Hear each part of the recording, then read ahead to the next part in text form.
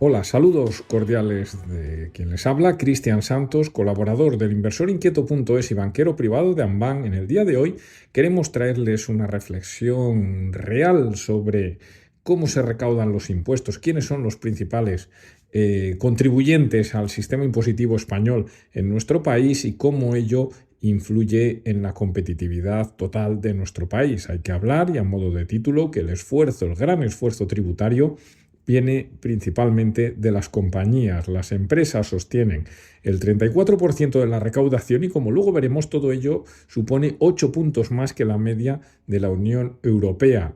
Hay que hablar que soporta, según los expertos, una presión tributaria elevada que desincentiva la creación de empleo y la atracción de capital extranjero. Así lo advierte el informe Competitividad Fiscal del año 2025 elaborado por el Instituto de Estudios Económicos, un think tank de la COE junto a la Tax Foundation. El 2024.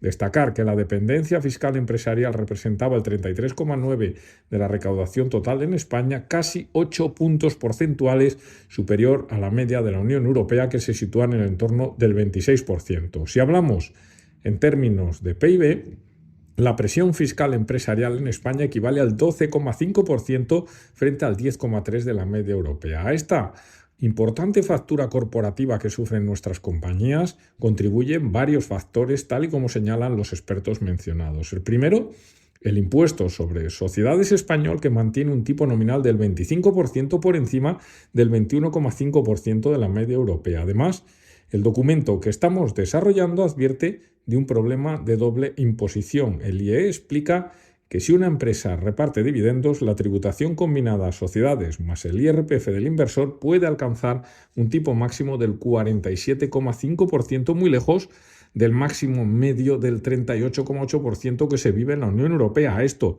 además, hay que sumar unas cotizaciones sociales a cargo de la empresa que equivalen al 9,5% del PIB español, situado en nuestro país como el cuarto país europeo que más encarece la contratación de nuevos trabajadores. Además del coste económico, el IE atribuye también ve un problema importante: la elevada carga burocrática, la inseguridad jurídica y las normas cambiantes, sobre todo en los últimos años. Todo esto provoca que las empresas españolas dediquen muchas más horas anuales exclusivamente a gestionar y pagar impuestos, que están muy por encima de las horas medias de la Unión Europea. En España se dedica, según estimaciones, una media de 150 horas anuales frente a las 113 horas de la Unión Europea. Esta elevada carga impositiva sobre las empresas se enmarca en un problema tributario general, según se aprecia en el informe que estamos mencionando. El esfuerzo fiscal confirma que la carga tributaria soportada por los contribuyentes españoles es elevada en relación con su capacidad económica.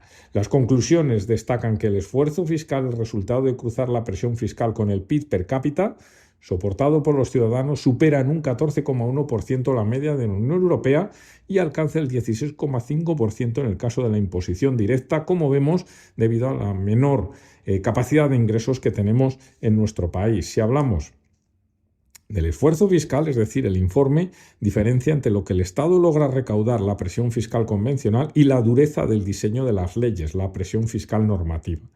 La recaudación total en España sobre el PIB del 36,8% es ligeramente inferior a la europea. Esto se debe, según el informe, a problemas estructurales crónicos. Primero, una alta tasa de paro y una enorme, sobre todo, economía sumergida. Sin embargo, para los ciudadanos y las empresas, las compañías que operan en la economía formal, las reglas del juego son mucho más agresivas. De esta forma, la presión fiscal normativa, aquella derivada estrictamente del diseño legal de los impuestos en España, es casi un 17% superior a la media de la Unión Europea y de la OCDE. Con todos estos datos, España, lógicamente, se puede decir que ha perdido atractivo para la inversión. Ocupa el puesto 34 de 38 países de la OCDE en el índice de competitividad fiscal internacional del año 2025, situándose 11,5 puntos por debajo de la media comunitaria, acumulando una caída de 5 posiciones desde el año 2018. Este informe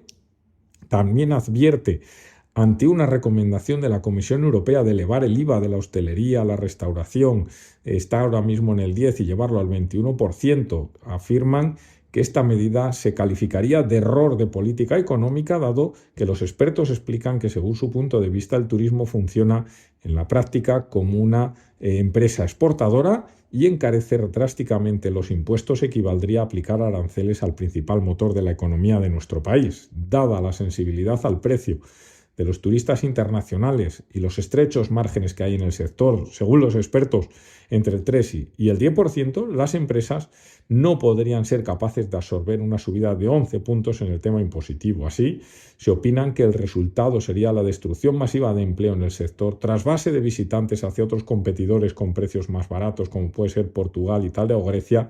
Y de hecho el informe recuerda el precedente del Portugal de nuestros vecinos del año 2012, cuando una subida similar en los impuestos, en el IVA de aquel país, provocaba el cierre de 20.000 locales, destruía más de 100.000 empleos y obligaba al gobierno luso a revertir la medida 4 años después, al ver que la recaudación caía de una forma espectacular. Frente a la tentación de subir impuestos, hay recomendaciones. El Instituto de Estudios Económicos propone ensanchar las bases.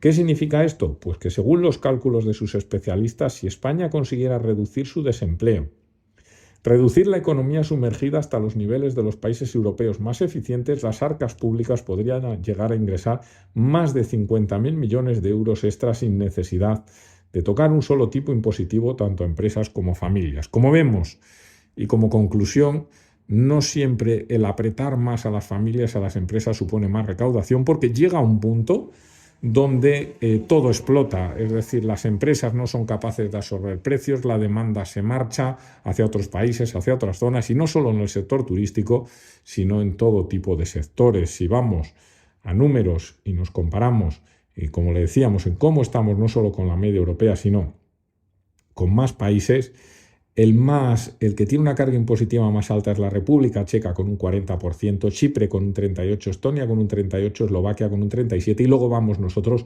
con un 33%. En la parte baja, Dinamarca tiene una presión fiscal empresarial del 9,4%, Lituania del 10,1%, Rumanía del 12,3%, Suecia del 14,7%. Como vemos, las escalas son grandes, cada país tiene su casuística fiscal.